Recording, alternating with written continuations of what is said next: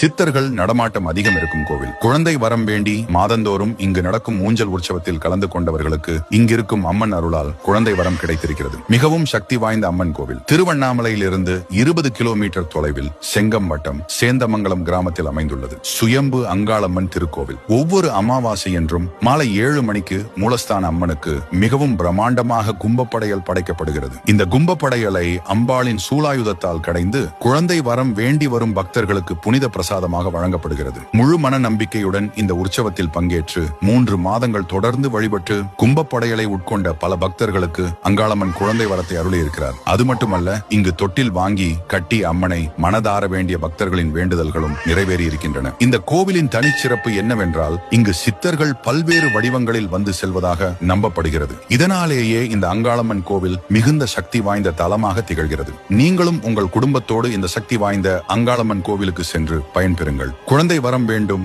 உங்கள் நண்பர்கள் மற்றும் உறவினர்களுக்கு இந்த பதிவை ஷேர் செய்து அங்காளம்மனின் அருளை கிடைக்க செய்யுங்கள். அம்மன் அருளால் உங்கள் வாழ்க்கையிலும் மகிழ்ச்சி மலரட்டும்.